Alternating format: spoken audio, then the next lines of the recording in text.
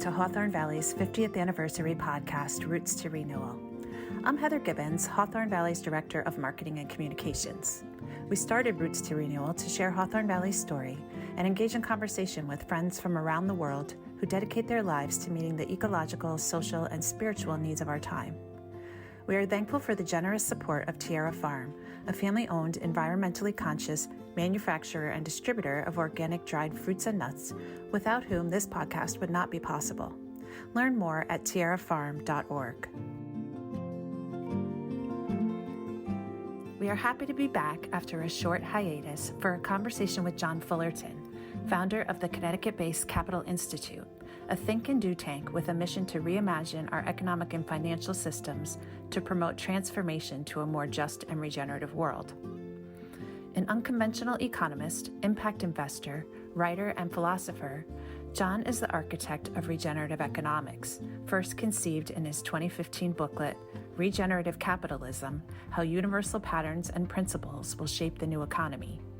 He and our podcast host Martin Ping, Hawthorne Valley's executive director, sat down in the midst of John's newly launched 8-week course, Introduction to Regenerative Economics, New Ways of Thinking, Seeing, Being, and Managing for the 21st Century, of which Martin is part of the first cohort. The aim of the course is to provide a living systems approach to redesigning our economy so that long-term prosperity, human dignity, social equity, and planetary wellness can be viably sustained throughout the world. Let's listen in as John and Martin explore the concept of regenerative economics as an alternative way forward and the urgent need to rethink an economy based on exponential growth as the source of our prosperity, the consequences of which are being felt in unprecedented ways. Good afternoon, John. It is really so kind of you to make time in your schedule, especially now, as I know you have just launched this 8-week course on regenerative capitalism. And I know that because I'm participating in the course, full disclosure. I'm really, really excited that we get to have a conversation now. And I hope that many of the elements that are coming out in the course will come out in our conversation today. And I think just for the benefit of our listeners, it would be good to start by just allowing them to get to know you a little bit and hear where your background is from and some of the key points that highlight your journey from your successful career with JP Morgan to your decision to leave that and eventually found the Capital Institute. Well, hi, Martin. Thanks so much for inviting me on your podcast. As you mentioned, I did work on Wall Street for nearly 20 years, right out of college. I worked for a firm called JP Morgan, but that firm doesn't exist anymore. It had a very different culture than the modern version of JP Morgan. And I left in 2001 after the merger with Chase, really to kind of respond to an itch that I had been feeling for years. And if you had asked me what I was going to do next, then I would have honestly told you I had no idea. I then experienced 9/11 up close and personal the first day I went back into the city to think about what I was going to do next. And then that pushed me into a very kind of deep introspective period that I often refer to as my deep think. It was sort of reconnecting with my soul, having worked on Wall Street for 20 years. I became obsessed with a burning question, which was how to imagine an economy that wouldn't destroy the planet. And since then, the inequality crisis has exploded out of control. And so it's now kind of the dual question of how to rethink our economic system in a way that is more equitable and doesn't destroy the planet. You know that we're doing this podcast for our 50th anniversary at Hawthorne Valley. And it's interesting anniversary date. Exactly, because it was 50th anniversary of Limits to Growth as well, which was commissioned by the Club of Rome. And you're a member of the Club of Rome. Is that not true? I am. And what does that entail? Other than the dues? It's a wonderful group of extremely smart, thoughtful people who all in their own ways are wrestling with the challenge of a fair and equitable and sustainable society. But as you said, the Club of Rome, I can't articulate the history accurately, but it was created by a group who were asking some of these big questions, but really kind of got on the map with the publication of Limits to Growth. That was a book written as a report to the Club of Rome. That initial book was sort of the clarion call for, if you just play out the global economy and the trends in population to its, over a 50, 100-year time span, what would happen? And it wasn't actually a prediction. It was just a scenario analysis by today's standards, very rudimentary system science. It remarkably accurately predicted a lot of the things that have begun to play out in the last 5-10 years. The short version of that was simply exponential growth of the material throughput, the metabolism of the economy. Exponential growth on a finite planet works until it doesn't work. And we happen to live at the time where it no longer works. But that's a big rethink when you remember that our entire economic system is predicated on the assumption that exponential growth is the source of our prosperity. The thing that has surprised me the most is how difficult it is to elicit a response from those that are deep in the system to the simple observation that exponential growth on a finite planet doesn't work, meaning it doesn't work not like an ethical question or a ideological question, but a question of physics. The actual physics don't work. The challenge is not to explain the physics. The challenge is to figure out how to communicate this in a way that people see not only the problem in this light, but then can see a way to an alternative way forward. Habit is a strong force in our lives, and we have habitual thinking that's not the entire human biography, but certainly for generations coming out of the age of enlightenment and this what has really moved towards a much more reductive way of knowing the world. It sometimes feels to me like we're the proverbial frog in the pot. How do we move from a more linear, reductive, rational way of knowing the world into a more holistic, something that's just patterned or based on life? You mentioned this reductive thinking, and I certainly never even considered the distinction between reductive thinking and holistic thinking. In fact, I don't think I knew what holistic thinking meant until I started down this journey. So I think it's probably fair to say that most people that work in high finance, where I came from, would either have not thought about that or even be aware that it was something to think about.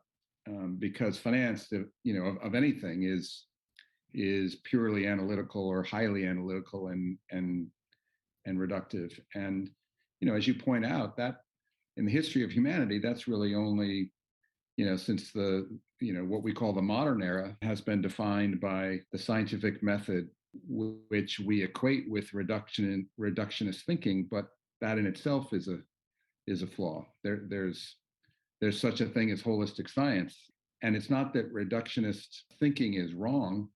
I'll draw on our mutual friend and teacher Wes Jackson, who likes to say there's nothing wrong with the reductionist method so long as you don't confuse the method with the way the world actually works.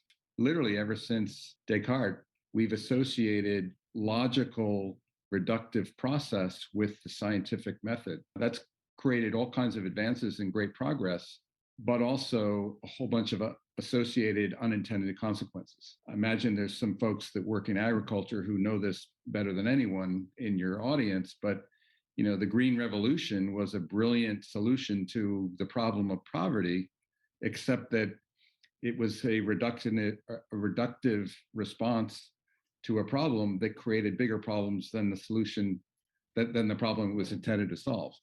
Mm-hmm. And in many ways, climate change is another example of that. We didn't understand the carbon cycle when we decided to start burning all this fossil fuels.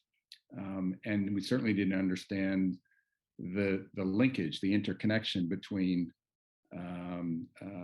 taking carbon that was buried underground and suddenly put it in the atmosphere, and what that would do to the whole system.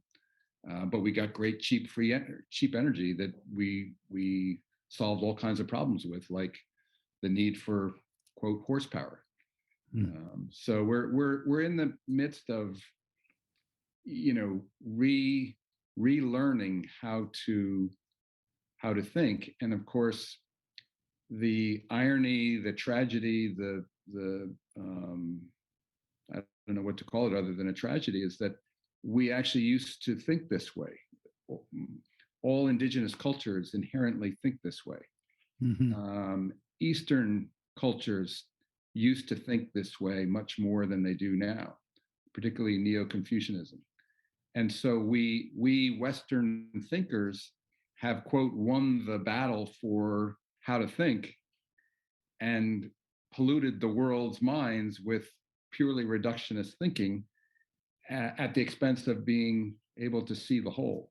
I think we live at a moment that the world is forcing us to expand our ability to think and to see and to manage things in a more holistic way. And nowhere is that more profoundly important than in our economy and the financial system that drives it, because that's become the dominant aspect of our modern culture, whether we like it or not.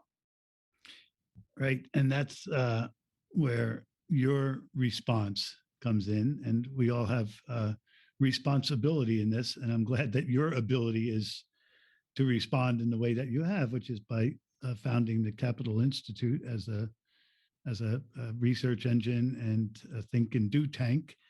And maybe you could say a little bit about the founding of the Capital Institute, and then I really want to get to your white paper that you wrote in 2015. But okay.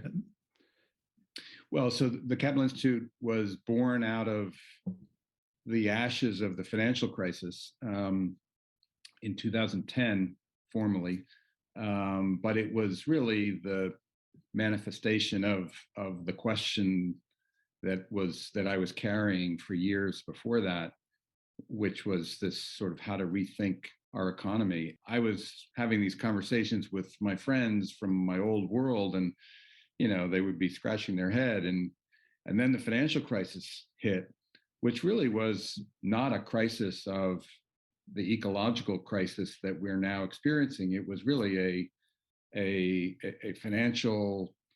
It was first and foremost a financial crisis, not an economic or ecological crisis. But of course, the financial crisis triggered an economic crisis because they're all connected. But suddenly, all my friends said, "Hey, maybe you're not crazy after all." So I suppose the truth is that gave me the confidence to put out the shingle and say, "This is a question. This is a space, and we need a platform to engage around this question." But to me, the question began as exponential growth on a finite planet. One of the pieces that came out of your work in 2015 was your white paper, Regenerative Capitalism, How Universal Principles and Patterns Will Shape Our Economy. I'm really struck by the 8 principles that together are key to this idea of having a more regenerative economy.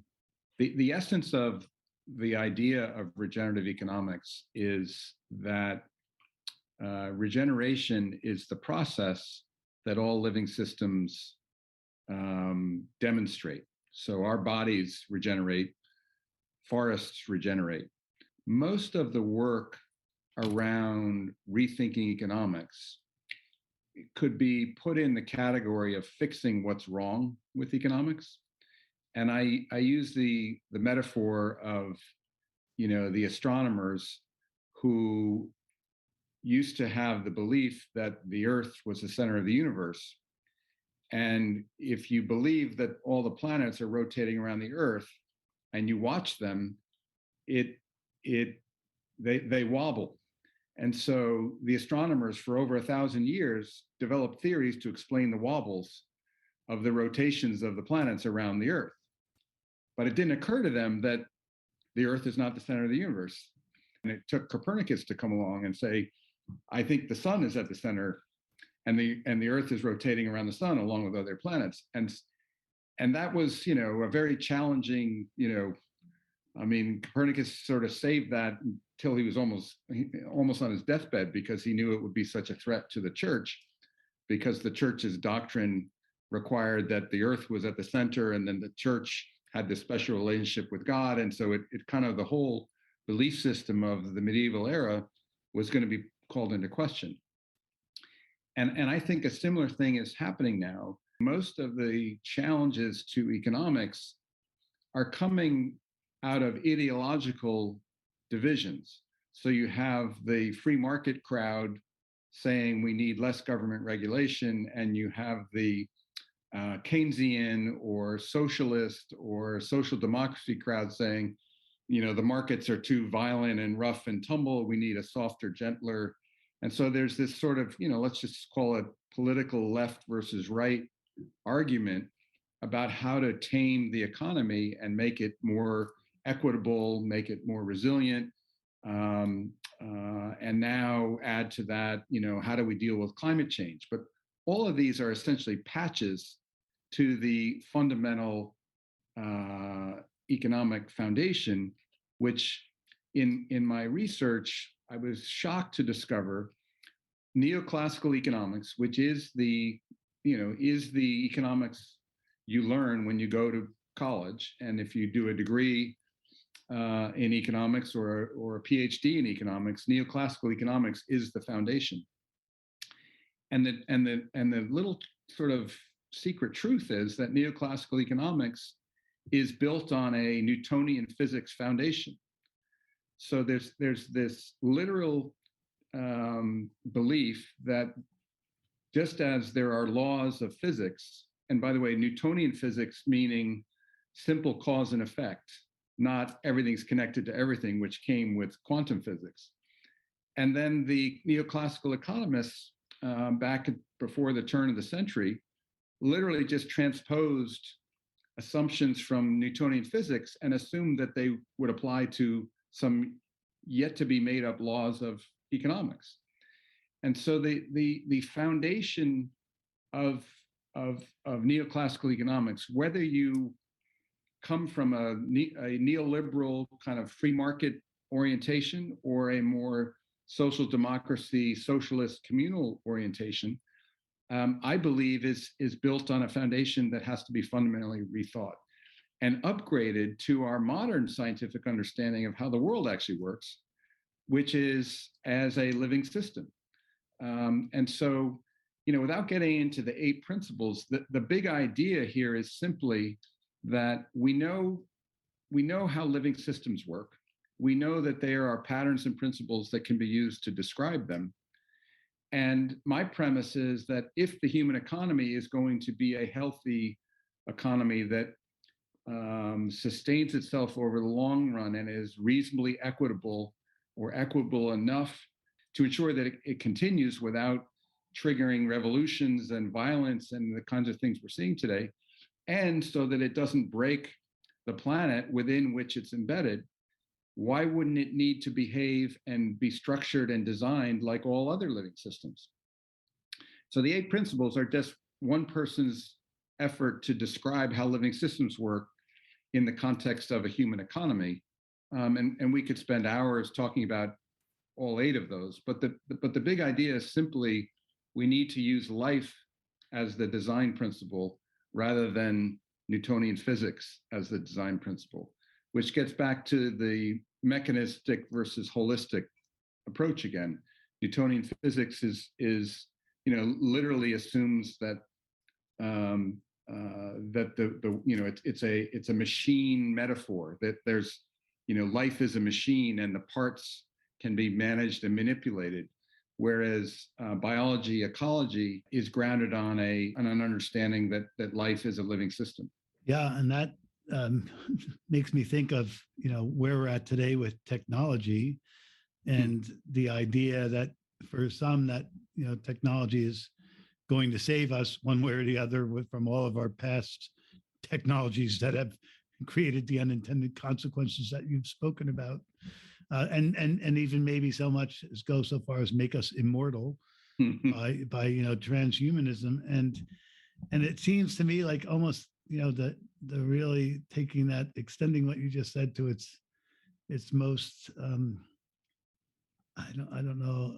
I'll put a judgment on it by saying like it's the most dangerous outcome, which the most dehumanizing outcome, which is to say we're moving further away from even considering the human being as a living system, and then patterning our other systems off of that and making humans more like machines. It's really odd. I know Thomas Berry was he had a great influence on my early life, and I know he was a person you've also read. And I remember him, speaking about moving into the ecozoic. I've heard others like Nicanor Perlos express concern that might choose the technozoic. And it seems like we're actually standing at that juncture of do we go further into reductive, mechanistic sub-nature of technology and machines, or do we look to nature and life as the pattern and guiding principle that help us design systems that will ultimately work? First of all, I'm just about done with Jeremy Lent's new book, The Web of Meaning, and he does a brilliant job at dealing with this exact issue. So I highly recommend people to read that book. It's 400 odd pages and another 100 pages of footnotes. It's beautifully researched, and it's the sequel to his other book, The Patterning Instinct, which is also really a must read. But I'm in the middle of a patterning instinct, and I have the next one. I'm just going to read them both. Based on your recommendation, actually. What he addresses very much head on is this idea of the singularity, and as you said, the technologists who are seeing humans as a machine, right at the time when people like me are arguing we need to see humans as living systems that they are, and the economy behaving as a living system, we have technologists trying to go the opposite direction. And frankly, they're winning, right? I mean, that's what's happening. But Jeremy does a beautiful job of explaining why they're wrong. And I wouldn't be able to do justice to it, but in a very analytical way, drawing on really some of the best neuroscience research that exists. It's just simply untrue that the human brain behaves like a computer. And it relates to the difference between complexity and what's complicated. So a machine is complicated, and a bicycle is complicated, but there's a solution to the best design for a bicycle. And if you work on that challenge, you end up with a design of what looks like a bicycle. We started out, there was a really big wheel in the front, a little wheel in the back, but it turns out it's better to have both wheels the same size. That's a reductive process gets us to that solution. And so now there is a best design for a bicycle. There's a best design for a rocket ship. There's a best design for putting the man on the moon. But there's no best design for managing a family or managing our own health. Your health is very different than my health. Your gut biome is totally different than my gut biome. And our health is a function of the interaction of our gut biome with our genes and all of our other stuff that I couldn't even begin to explain. So what's complex is what's new for humans to get their heads around and learn how to not even manage. I don't think you can accurately say you manage complexity. You kind of work with complexity. Some people say you dance with complexity. I think it's self-evident that the human economy is complex, not complicated, but we treat it as if it's complicated. So we have, a central bank with one big policy tool, basically, raise and lower interest rates. Too much inflation, raise interest rates. Too much unemployment, lower interest rates, as if it's a machine. But the actual manifestation of what happens to communities, to families, to businesses, when you crank up or crank down interest rates is enormously complex and unmanageable with that simple tool. And yet that's derived from our neoclassical framework, which assumes which is partly true. The thing about Newtonian physics, it's not that it's wrong, it's just that it's partially right. Mm-hmm. And so we have a way of managing our economies and managing our businesses, like the whole maximize shareholder value. You can't say that that's wrong. It's partially right, but it doesn't account for the complexity of how an enterprise interacts with human society and the non-human world around it. Yeah. So the punchline is we need to learn to manage complexity, and we're terrible at it, and we don't even realize that it's different than what's complicated. And all the techno people who are envisioning, the singularity and humans becoming more like machines are seeing the world through the lens of complicated, not complexity. I often think of Hawthorne Valley as a complex ecosystem of associated activities, and it's often hard for people to understand how does it actually all work and what are the relationships. And it's in a way, it's all of the in-between spaces and the connective tissue and the relationships that is actually the most interesting. And I think in your description, you hit most of the 8 principles of in right relationship, viewing wealth holistically, this idea of edge effect, abundance. It's all so interesting, and one can go take a walk in a forest and experience complexity as a real working system that's just so beautifully expressed. And somebody else could walk in the forest and see board feet of lumber. The trees, yeah.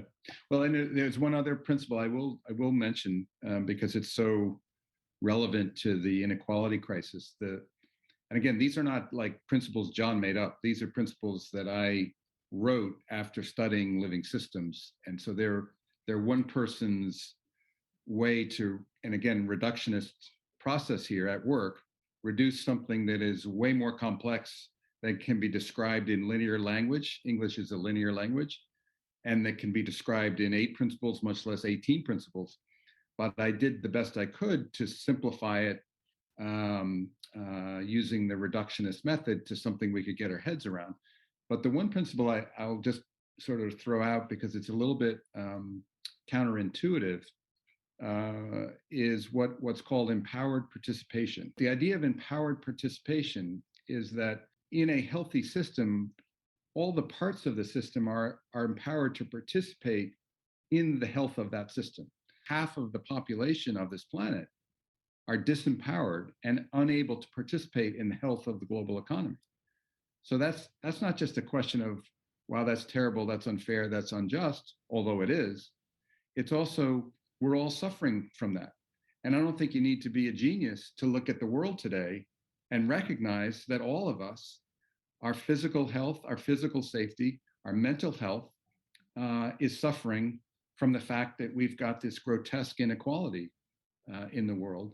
And not just our health, but think of all the lost potential that doesn't that isn't part of the healthy human economy because we've cut off probably more than half of the population from participating. And you can zoom that into your own community. There's inequality in the richest country in the world. There's grotesque inequality, and in every community there's grotesque inequality, and that has the same adverse effect, not just on the quote poor people, but on the quote rich people as well. It's a shameful waste of capacity as far as everybody's voice at the table, what we're missing out on. It also makes me think of Otto Scharmer saying, in order to even know ourselves as a system, it's like all the participants have to become aware of the fact that we are a system, and the system getting to know itself is one further pathway towards hopefully improving the overall well-being of the system. And there's another critical piece to it, which is that going back to this exponential growth on a finite planet doesn't work anymore. That we're naive if we suggest that a growing economy is not a source of prosperity. It does create employment. It does create livelihoods and wealth, which is then used for all the good reasons that we wanted to, irrespective of the inequality. So if you tell me we can't continue to expand the material footprint of the economy, but you don't offer me an alternative path to prosperity, you're essentially saying we're destined to enter a depression like no one's ever seen it before, or alternatively, we're destined to destroy the planet. That was the existential crisis that I have faced. And the thing about the regenerative process is that it unlocks potential in real living systems that no one could have seen before that happened. Mm-hmm. And this is super important, because to me, it is the reason to remain hopeful when we look at all the facts about what we need to do to shrink the ecological footprint of the global economy. So it's the escape valve. It's the reason. It's the logical reason to remain hopeful when all the facts suggest that there's reason to be very unhopeful. There is a lot in our face right now that would lead one to that conclusion, and yet that becomes so disempowering. We're all fans here of David Orr, and he, among others, who have written about hope and spoken about hope in a way that's not like false optimism, but yeah. I love David's quote. Hope is a verb with its shirt sleeves rolled up. Right. it implies a doing, but considering that Ken Boulding's quote about anyone believing in exponential growth on a finite planet is either a madman or an economist, and considering all of the known and seen damage to our ecosystems, depletion of nature, all of the resulting social unrest and psychic distress, one has to still have hope, and you do that it's possible to move from this narrative we have based on the notion that economics is about the efficient management of scarcity to one that honors the more indigenous understanding of the abundance of life. I don't think we can do that within the current institutional framework of the modern capitalist economy. I think this is a much bigger shift than any of us, certainly myself included, have been able to get their heads around. But for example, there's this issue of scarcity and abundance. If we think of the simple concept of inheritance, there's 1% or less than 1% of the population that are born that chose their parents really well, and are born into inheritance. And the economic reality for someone that inherits even a modest amount of money compared to the vast majority of people that don't is it's extraordinary. The difference between starting out with net financial wealth as opposed to net financial deficits is extraordinary. And Thomas Piketty's book barely even scratched the surface on that. It's actually much deeper and more profound than he wrote. Now, the truth is that there's a Nobel economist. They're not all bad people. There's a Nobel economist that estimated that our co-inherited wealth is 80% of our total inherited wealth, meaning the private inherited wealth is only 20% of the actual wealth. And it's very hard to compare, to compare financial assets with non-financial assets, but they made it, a serious effort, and they counted like the cumulative intellectual capital of humanity. So when we were born, the internet didn't exist. But today, someone's born, the internet exists. So that's co-inherited wealth that is, hugely beneficial for all kinds of reasons, including if you want to start a business called Facebook, you don't get to start that business if the internet doesn't exist. So a huge percentage of Zuckerberg's financial wealth is truly co-inherited, but he got to use the internet and capitalize on that without paying the rest of us for the co-inherited wealth that enabled him to build that business. So Peter Barnes is the one that has sort of awakened me to this, and he credits Thomas Paine for this thinking of our co-inherited wealth. But it all relates to this concept of the commons. But it's not just the natural commons; it's the natural commons plus our collective technological progress, broadly defined. So the reason I'm raising all this is that I believe for us to rethink, redesign our economy in a way that can be regenerative, it's going to need to incorporate not just the private inherited wealth, but the common co-inherited wealth. And then there truly is abundance, but we've locked 80% of it out of our economic system. And so our economic system is built around the piece of wealth that's scarce, which is the private wealth.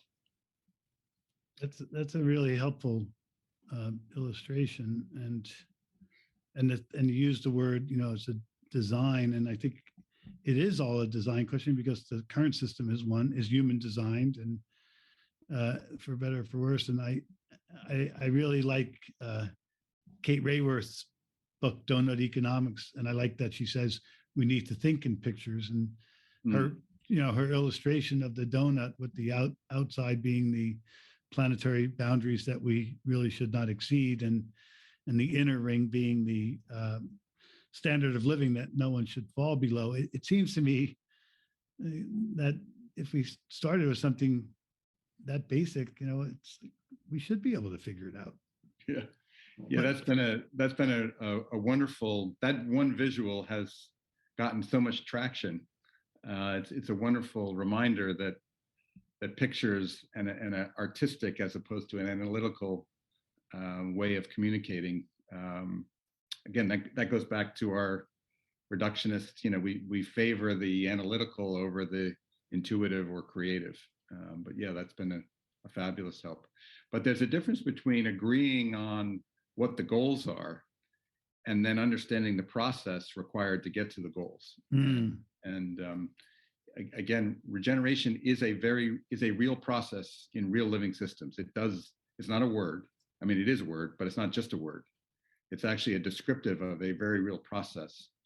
And that's a process that, scientists have learned to understand how that works. So the challenge to me is as simple and as complicated as figuring out how to apply that process to the complexity of our global economy.